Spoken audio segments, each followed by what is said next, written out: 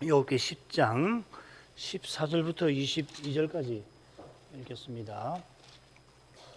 내가 범죄하면 주께서 나를 주인으로 인정하시고 너희 죄악을 사유치 아니하시나이다. 내가 악하면 화가 있을 것이오며 내가 의로울지라도 머리를 들지 못할 것은 내 속에 부끄러움이 가득하고 내 환난을 목도함이니이다. 내가 머리를 높이 들면 주께서 사자처럼 나를 사냥하시며 내게 주의 기이한 능력을 다시 나타내시나이다. 주께서 자주자주 증가하는 자를 갈마들여 나를 치시며 나를 향하여 진노를 더하시니 군대가 갈마들어 치는 것 같으니이다. 주께서 나를 태에서 나오게 하셨으면 어찜이니까. 그렇지 아니하였다면 내가 기운이 끊어져 아무 눈에도 보이지 아니하였을 것이라.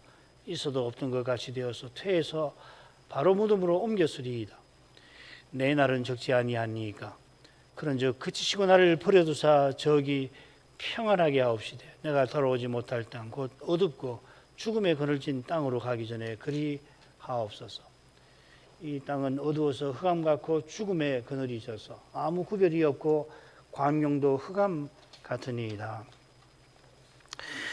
욥이 진노하시는 창조주께 다시금 자비를 구했습니다. 9장 5절부터 13절에도 같은 주제였죠.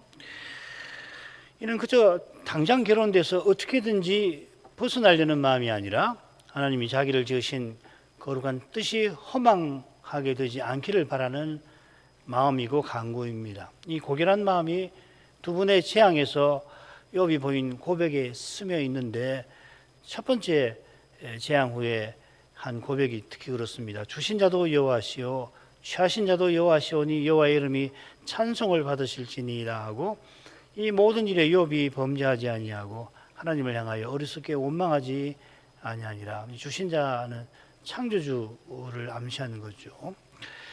친구들의 훈계와 정죄의 큰 고통을 받고서도 욥이 그들에게 계속 대담하는 것은 바울 사도가 고린도 지도자들의 근거 없는 심한 비난에도 그 교회를 세우려 하던 심정과 근본에서 다를 바 없습니다.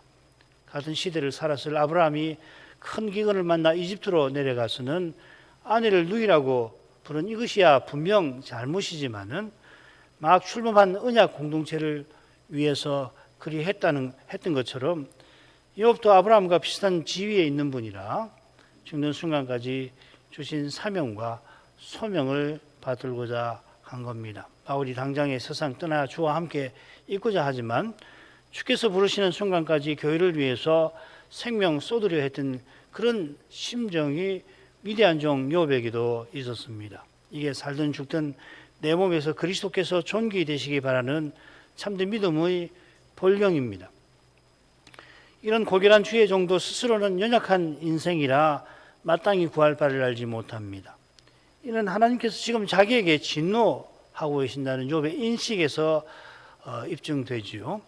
하나님께서 자신과 자신의 현실을 어떻게 대하시는지 모르는데 사실 정반대로 그렇게 인식하는데 어떻게 마땅히 구할 바를 알 수가 있겠습니까? 하나님께서 욥을 진노하실 까닭이 전혀 없습니다마는 욥은 두 분의 재앙과 친구들의 정죄 앞에서 하나님께서 이렇게까지 자기를 괴롭게 하시는가 하지 않을 수 없었던 것입니다. 욥이 나중에야 하나님께서 자기의 고난을 쓰셔서 참소하는 마귀에게 진노하신 것을 알았을 것입니다마는 그래 천상 어전 장면을 기록할 수 있었겠지요. 그러나 고난받는 당시에는 죄 있는 피조물로서 거룩하신 창조주 앞에 두려워 떨 수밖에 없었습니다. 얼마나 두려웠으면 하나님께 아뢰는 것조차 힘들었습니다. 9장 35절 그것이죠. 그런데도 욥이 지금 기도합니다. 곤경에서 어떻게든지 벗어나려는 허망한 시도가 아니라 소망마저 사라지는 현실에서 처절한 간구인 것입니다. 바로 이 역설 같은 상황이 오직 구원이 하나님께 있다는 진리를 신비하게 보여줍니다. 구원하시는 하나님께서 욥들을 간구하게 하십니다. 메시아를 바라보게 하십니다. 이로써 하나님께서 이미 욥에게 해답이 되어 주십니다. 그러나 고난받는 그때는 얼마든지 모를 수 있습니다. 오히려 하나님이 자기를 버리신 것 같습니다. 마땅히 구할 바를 알지 못하는 그때 그래도 마땅히 구해야겠구나 생각하고 아버지를 부르는 그게 성신의 신비한 사역이 나타나는 것입니다. 넷째 부분 끝에 욥이 주께서 이것들을 마음에 품으셨나이다 했는데 주께서 마음에 품으신 이것들이 어떤 것인가 다섯째 부분에서 밝힙니다. 줄거리를 보십시다. 크게 둘로 나눌 수 있습니다. 14절부터 17절까지는 욥이 진노하시는 하나님 앞에서 자기의 고통을 호소하는 내용이고요. 18절부터 22절까지는 자기의 출생을 저주하고 속히 자기 생명을 거둬주실 것을 구하는 내용입니다. 자, 처음 부분으로 가죠. 이 부분 역시 크게 둘로 넷인데 결국은 둘이죠, 그죠? 똑같은 내용이 둘로 되어 있습니다. 14, 15절 상반절까지는 욥이 자기가 악하면 하나님의 진노를 받아 마땅하다고 인정을 합니다. 만약에 내가 악하다면 심판받아 마땅합니다. 15절 하반절에서는 욥은 자기가 의롭다고 믿지만 그는 하나님 앞에서 머리를 들지 못한다고 고백합니다. 16절에서는 만일 자기가 머리를 높이 들면은 주께서 반드시 자기를 꺾으실 거라고 인정을 하죠. 그리고 17절에서는 욥이 주께서 보내신 재앙들과 친구들이 괴로워하는 모습입니다. 욥은 하나님께서 진노하시는 현실에서 괴로운 심정을 토해냅니다. 자기가 하나님의 심판을 당할 죄의 범한 게 아니라고 확신하지만 그게 2번과 밑줄 친 2번입니다. 그러나 현실은 하나님께서 자기에게 진노하신다고 밖에 달리 생각할 수 없어서 좌절하는 겁니다. 이게 1과 1 밑줄 친 1입니다. 이게 굉장히 어려운 부분입니다. 실은 지금 14절부터 17절까지 제가 몇 번 읽었는지 모르겠어요. 그래서 이렇게 보면 좋겠구나. 그리고 이 1과 2의 차이 말이에요. 1과 2의 차이를 분간하시면은 욥기 읽는데 굉장히 도움이 되실 겁니다. 오늘 이 부분을 잘 들어보시고 왜 이렇게 1, 2로 제가 줄거리를 만드는 근거를 나중에 가서 말씀을 하나 더 드릴 텐데요. 그보다 중요한 거는 지금 여기 나타난 이 욥의 심정 말이에요. 이 역설적인 이 심정을 잘 헤아리면 욥기를 뒷부분 읽어 나가시는데도 굉장히 도움이 될 거라고 생각이 듭니다. 자, 처음 부분 가죠. 내가 범죄하면 주께서 나를 죄인으로 인정하시고 내 죄악을 사유치 아니하시나이다. 내가 악하면 화가 있을 것이오며. 그러니까 이 구분을 안 하면 똑같아요. 1, 2 나올 것 없이 전부 똑같은 내용처럼 읽힐 겁니다. 학자들도 그렇게 다 이렇게 해석하니까요. 그런데 자세히 보면은 이 둘로 나눌 수가 있다는 겁니다. 욥은 자기가 주의 앞에서 범죄하면 하나님께서 죄악을 용서치 않으실 거라고 아뢰입니다. 욥이 말하는 내용은 번역대로라면 일반론에 해당할 텐데요. 실은 뭐라고 말하냐면 자기가 범죄했다면 이렇게 이야기하고 있습니다. 15절에 내가 악하면 했는데 실제로서 이미 욥은 자기가 악하지 않음을 주께서 아신다고 아뢰었죠. 그러니까 지금은 만약에 했다면 그렇지 않지만 만약에 양보해서 그랬다면 이렇게 이야기하는 겁니다. 욥이 지금 자기가 악하면 하는 게 아니라 자기가 악했다면 한 것입니다. 만일 그렇다면 자기에게 화가 있을 거라 하였습니다. 이 화라는 낱말 구약 성경에서 한 번 더 나옵니다. 미가 7장 1절에 보면 배도한 이스라엘이 멸망하는 것을 가리킵니다. 요컨대 욥은 자기가 이런 무서운 심판을 받을 죄 지은 게 아니라고 지금 아뢰는 거죠. 자기가 범죄했다면은 주께서 나를 죄인으로 인정하셨을 거라고 합니다. 죄인으로 인정하신다. 이 풀어 번역한 건데 동사는 샤마르라고 하는 말입니다. 이게 흔히 시킨다, 주시한다, 영어로는 keep 혹은 watch라는 말입니다. 같은 낱말이 12절에서 내 영을 지키셨나이다 하고 새겨져 있습니다. 이는 하나님께서 욥을 권고하심으로 그의 믿음을 붙들어 주신 것이죠. 그죠?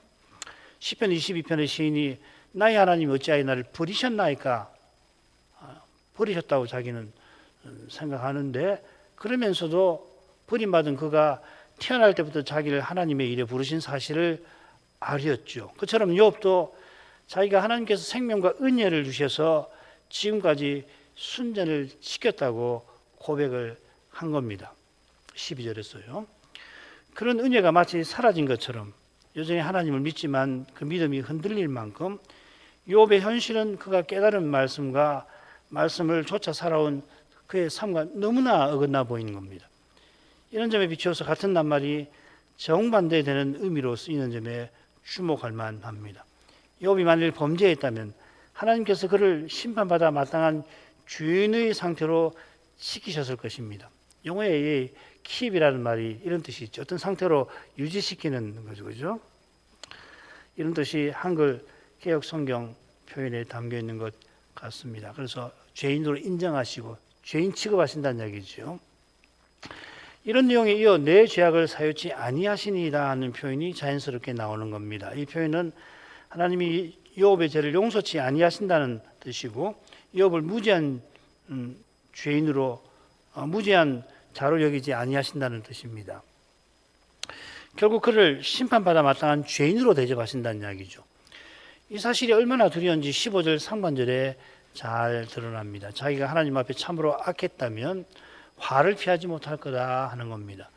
자기가 재앙당한 사실을 두고 친구들이 욥을 이 중죄인으로 단정을 하고서 지금이라도 늦지 않았으니 회개한다면 하나님의 두려운 심판을 화를 면할 거라고 훈계하는 중이죠. 욥은 친구들의 정죄를 도무지 받아들일 수 없는 겁니다. 그렇지만 자기가 재앙을 겪었을 뿐 아니라 친구들에게 정죄받는 괴로운 현실 앞에서 연약한 욥은 좌절할 수밖에 없습니다. 15절 하반절을 읽습니다. 내가 의로울지라도 머리를 들지 못하올 것은 내 속에 부끄러움이 가득하고 내 환난을 목도함이니이다. 내가 의로울지라도 하는 데에서 욥이 내가 바로 앞에 악했다면 말하는 의도가 잘 드러나는 거죠. 자기는 친구들이 의심하듯이 악한 게 아니고 용서받지 못할 중죄인이 아니라 오히려 하나님 앞에 의롭습니다. 하나님께서도 욥이 첫째 재앙을 겪고서 오히려 순전을 굳게 지켰다고 인정하실 정도죠. 하나님께서 욥을 이렇게 귀히 여기시는 그것을 그러나 욥은 정작 알질 못합니다. 욥은 자기가 악하지 않은 줄을 하나님께서 아신다고 고백하지만은 주께서 나를 무죄히 여기지 않으실 줄을 아나이다. 그렇게 말할 수밖에 없습니다. 징계하시는 것을 말하는 거죠. 그처럼 지금 내가 의로울지라도 하는 겁니다. 욥은 자기가 하나님 앞에 의롭지만 머리를 들지 못합니다. 이 머리를 들지 못한다는 낱말이 구약 성경에 두 번 더 나옵니다. 머리를 들지 못한다.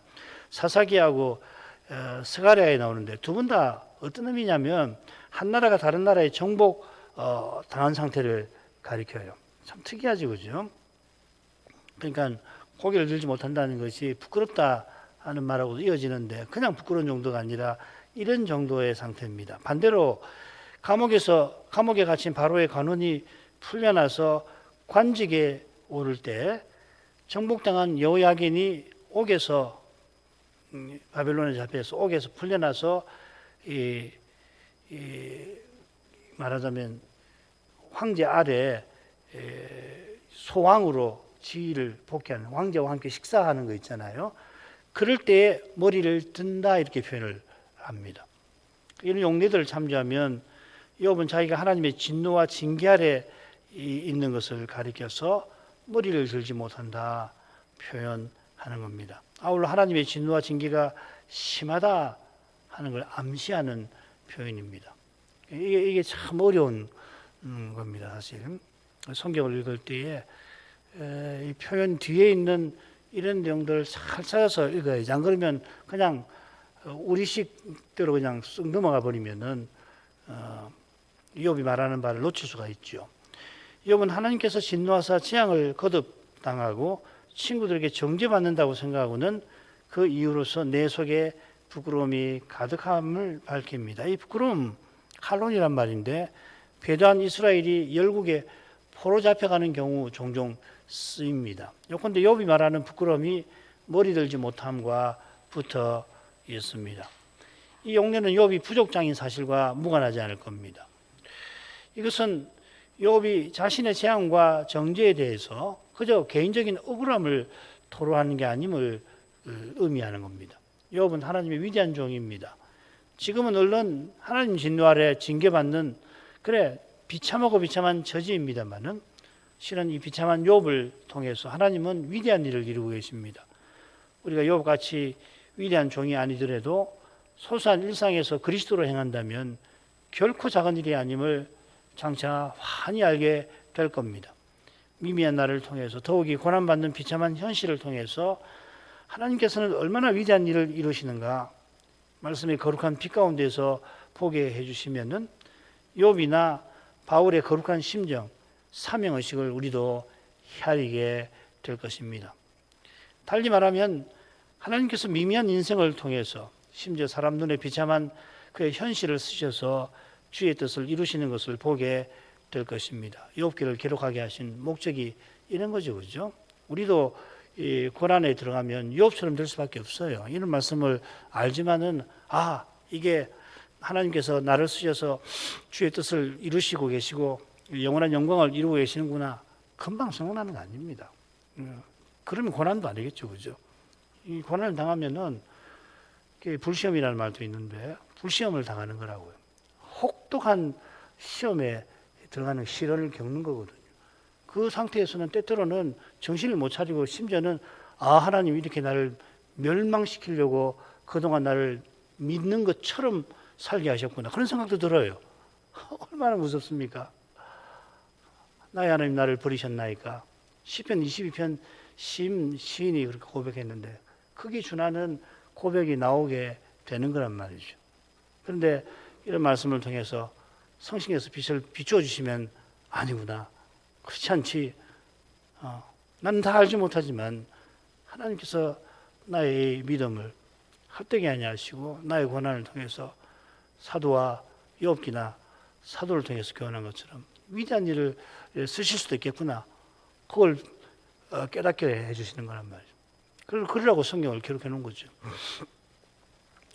욥이 의롭지만 머리를 들지 못하는 이유는 결국 내 환난을 목도함에 있습니다. 비슷한 표현이 욥기 30장에 거듭 나옵니다. 이제는 내 마음이 내 속에서 녹으니 환난 날이 나를 잡음이라. 30장 16절 27절 내 마음이 어지러워서 쉬지 못하는구나. 환난 날이 내게 임하였구나. 이 환난 날은 욥이 두 재앙과 친구들의 재앙의 고통을 겪고 있음을 가리키는 겁니다. 인용한 말씀 다음에 16절 다음에 27절 다음에 무슨 내용이 특별히 나오냐면 악창에 시달리는 그 내용이 이어집니다.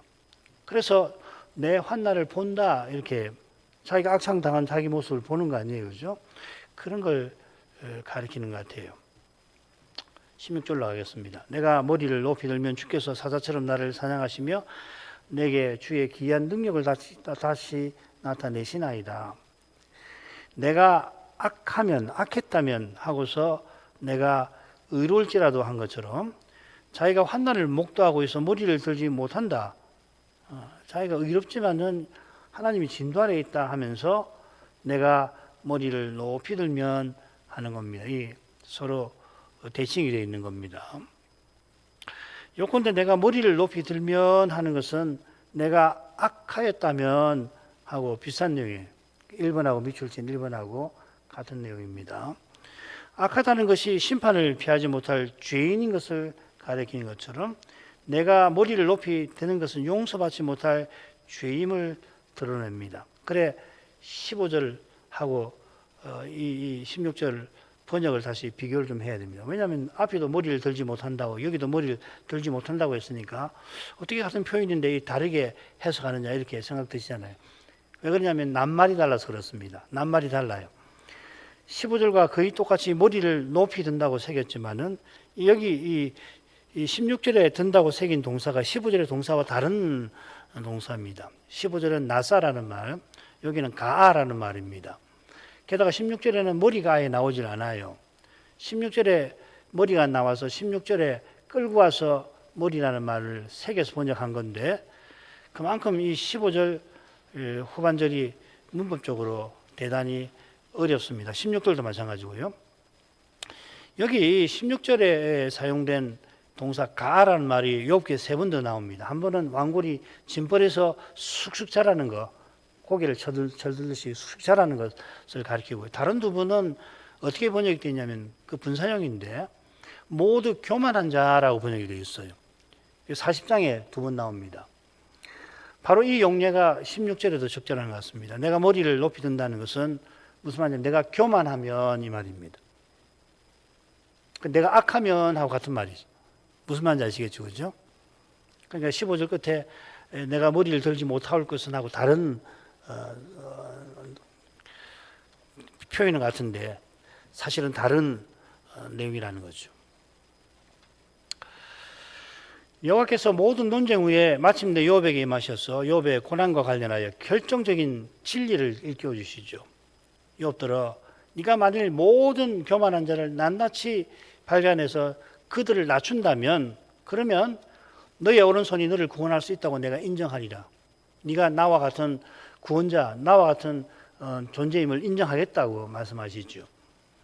교만한 자를 발견해서 낮추는 일은 오직 심판하시는 하나님께 속한 일입니다. 사람이 교만한 사람을 발견해서 그를 낮춰 보려고 한다면, 그러니까 교만한 자니까 한번 손봐줘야 되겠구나, 단단히 고쳐서 겸손하게 만들어야 되겠구나, 의도가 뭐 선하다고 할 수 있지만 그 행위 자체가 역시 하나님 앞에 교만한 겁니다. 실은 자기가 낮추려 하는 그 사람보다 더 교만할 수가 있는 거죠.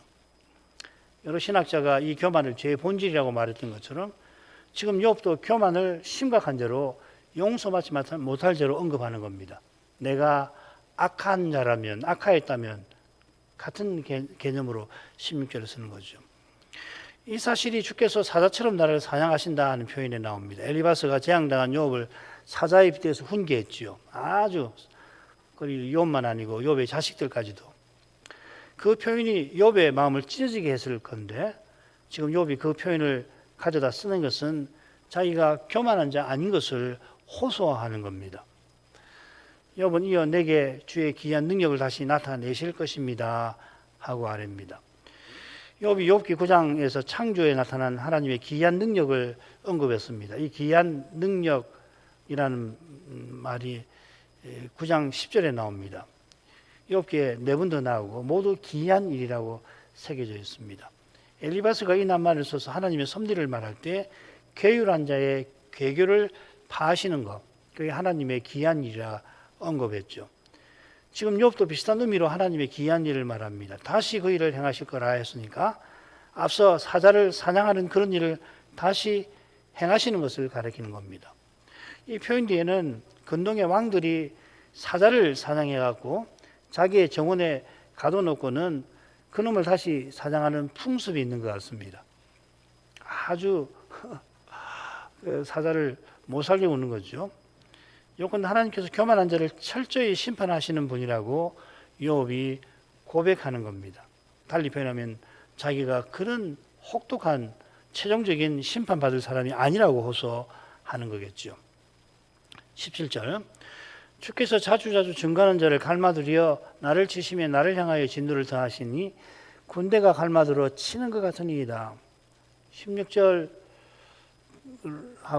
14, 15절 상반절처럼 16절은 1번은 밑줄칠 반대입니다. 밑줄칠 1번은 1번처럼 가정법 문장이고요.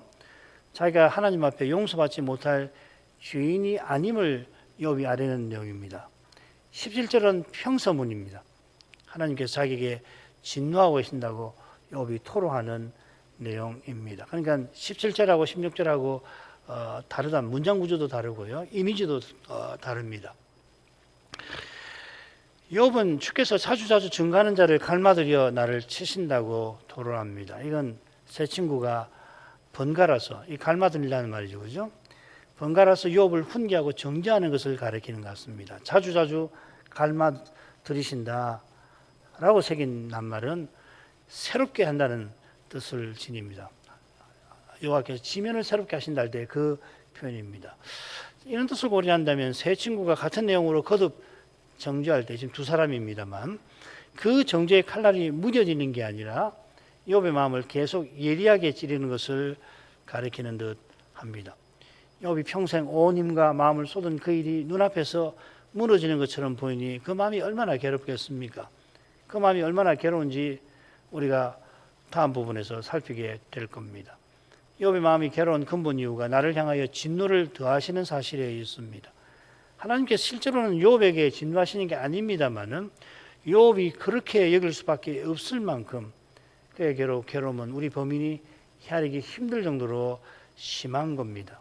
게다가 욥은 하나님께서 더욱 진노하시는 것 같아 더 괴롭습니다. 욥은 하나님의 진노를 군대에 비깁니다. 이는 자기가 의로울지라도 머리를 들지 못할 정도로 부끄러움이 가득함을 토로할 때 이 정복의 이미지를 사용했던 것과 짝을 이룹니다. 군대 정복 말이죠.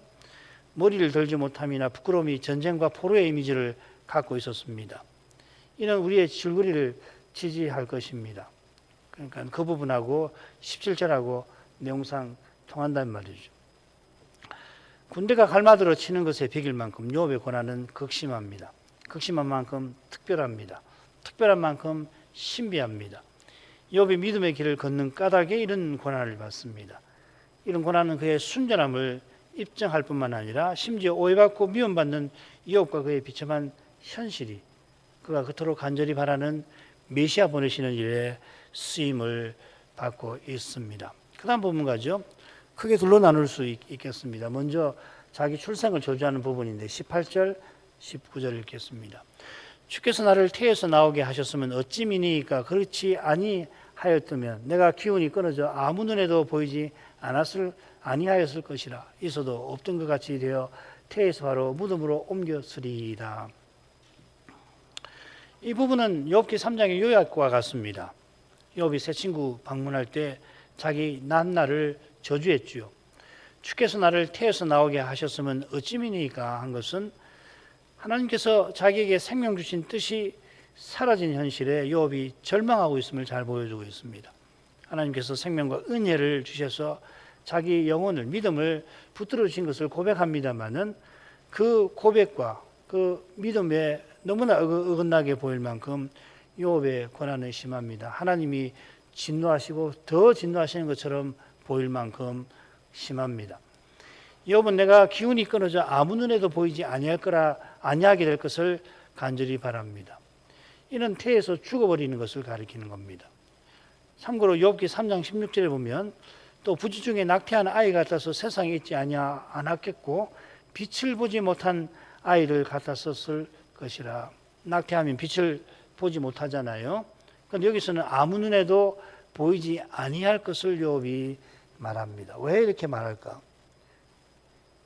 죽어 태어나면 아무것도 못 보는데 그게 아니라 죽어서 태어나면은 그런 아이는 아무도 보지 않을 거라 이 말이죠. 그죠? 왜 이렇게 표현하는가? 이는 욥이 멸시와 주시받는 현실과 붙어 있는 것 같아요. 정죄하는 친구들의 멸시도 괴롭지만 진노하시는 하나님의 주시 지키시는 거 더 그렇습니다. 태에서 죽어버리면 이런 멸시와 주시를 받지 아니할 것입니다. 네, 주의 눈이 인생의 눈 같으십니까? 뭐 그것도 같은 말이죠, 그죠? 심지어 있어도 없던 것 같이 되기를 욥은 바랍니다. 이건 존재 자체가 소멸되기를 바라는 거 아닙니다. 자기가 존재하되 지금까지 정죄와 진노의 대상으로서 존재한 것처럼 되지 않기를 바라는 거겠죠. 태에서 바로 무덤으로 옮기더라도 장차 영원한 구원에 이를 것을 욥이 바라는 겁니다. 자기가 죽어 세상을 떠날 것을 바라는 만큼 하나님 은혜를 소중히 여깁니다. 그처럼 차라리 죽을지언정 메시아 바라는 믿음을 잃기 싫습니다. 그 믿음이 흔들리고 있는 거죠. 이 은혜와 믿음이 그만큼 고귀한 까닭에 메시아와 같아지게 하시려고 우리 하나님은 차라리 죽고 싶을 만큼 고통스럽게 만드시는 것입니다. 비싸게 일상 행복을 철저히 버리게 만드시는 거죠. 사람이 무엇을 이루려고 하는 그런 생각을 일체같이 못하도록 때때로 하나님께서는 가혹하시다. 너무 가혹하시지 않습니까? 라고 말이 나오게 하실 만큼 우리를 대하시기도 하시는 겁니다.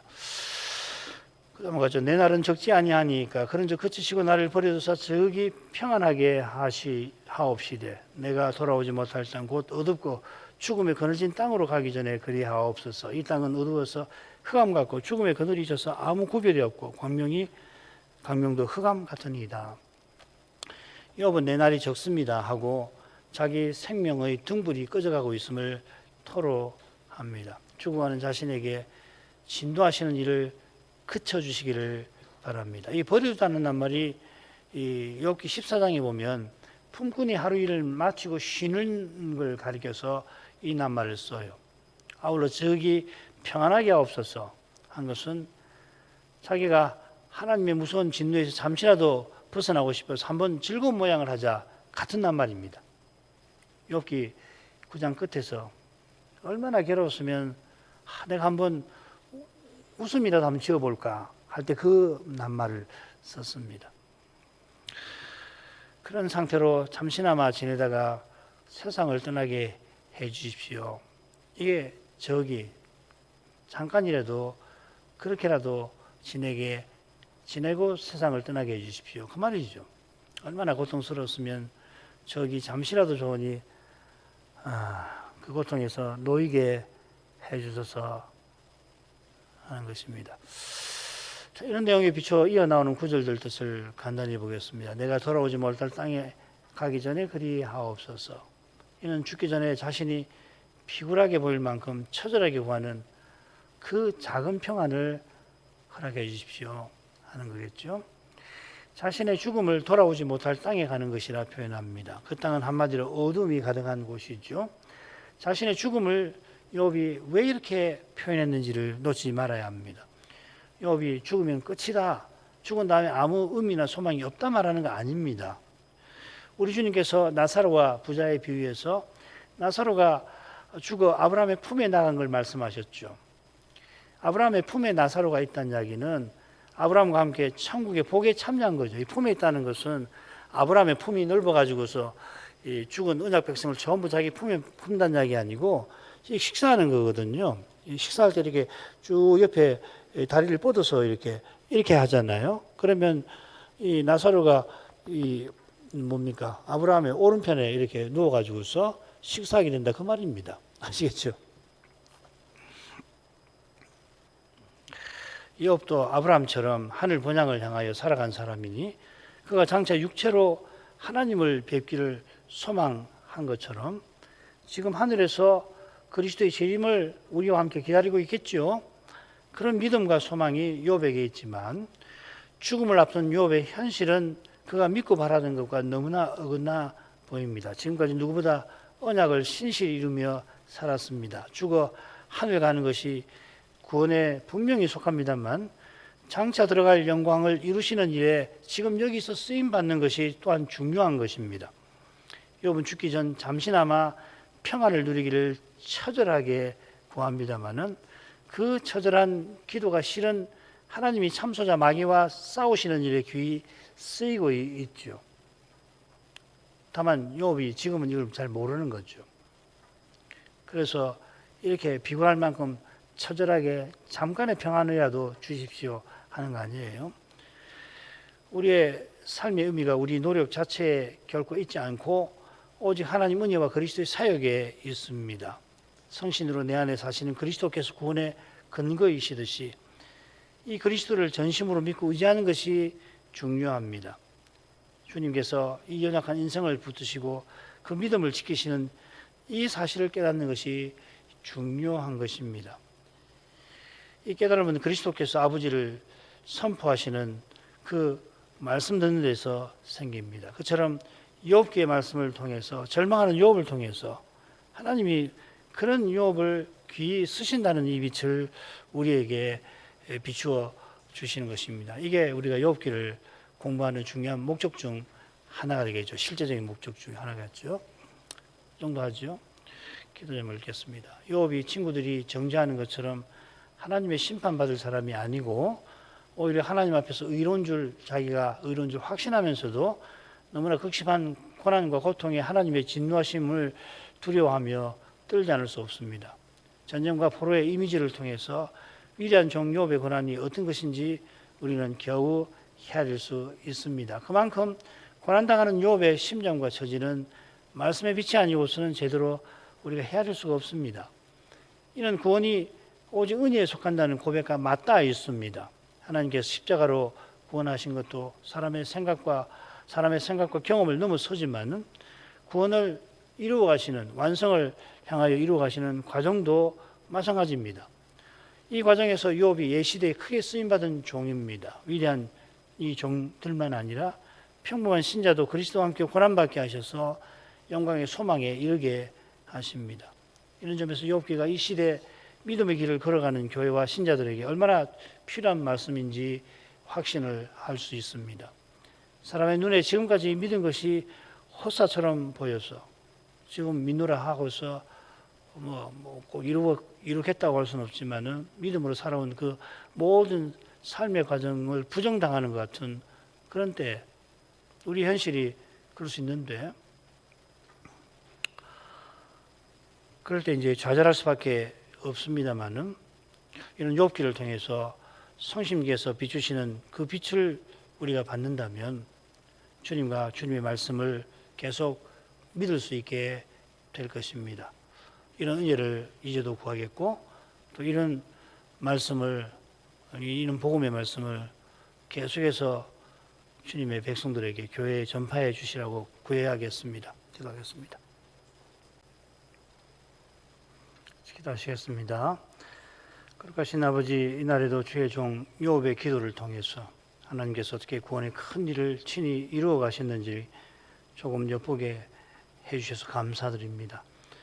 하나님께서 마침내 여자의 몸에 나셔서 구원의 약속을 이루어 가시는 그 길이 얼마나 신비하고 거룩한지, 그리스도께서 이 세상에 오셔서 십자가로 나가시는 그 삶을 통하여 생생하게, 그러나 인생이 다 헤아릴 수 없이 살필 수 있게 하십니다만, 성자께서 죄 있는 육신의 모양으로 세상에 오시기까지 어떻게 죄 있는 육신인 주의 종들을 통하여서 이 위대한 일을 친히 예시대에 이루어 오셨는지를 욥을 통하여 살필 수 있게 하십니다.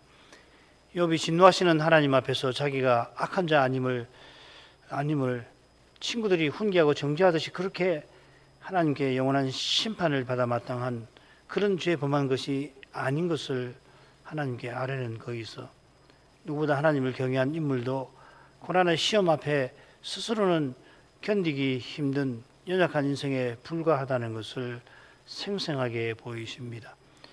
욥이 스스로 고난의 시험을 이길 수 없었던 것처럼 스스로는 마땅히 구할 바를 알지 못하는 그런 근원적 연약함에 쌓여 있었습니다. 욥이 사람 눈에는 하나님께서 자기에게 이렇게까지 진노하실 수 있는가 할 만큼, 우리 범인은 만약 그의 처지라면 견디지 못할 그런 비참하고 끔찍한 현실에 그가 처해 있었던 까닭에 하나님께서 욥을 얼마나 각별히 돌보시는지를 도무지 헤아리지 못했던 줄 압니다. 하나님께서 욥이 아니라 욥들어 그런 현실에 처하게 만든 마귀를에게 인생의 죄에 대하여 얼마나 진노하고 계셨을지 모를 수가 없습니다. 하나님께서 당장에는 마귀를 물리치실 힘이 그때 없어서가 아니라 장차 메시아로 오셔서 죽음의 권세 잡은 이 약한 자를 없이 하시고 영원한 구원의 근원이 되어 주시기 위하여서 그때 욥을 이런 신비한 방식으로 쓰시고 계셨나이다. 아무도 욥처럼 고난받기를 끔찍이도 미워하겠습니다만 욥의 고난도 주님의 고난에는 비하지 못할 만큼 예수께서 십자가로 나가신 길은 더 신비할 것입니다. 그처럼 우리 주님께서 부활하신 후에 새 언약을 다 이루어 가시는 이 역사의 길도 그만큼 신비한 것을 주의 말씀의 빛 가운데에서 배워나가게 하십니다.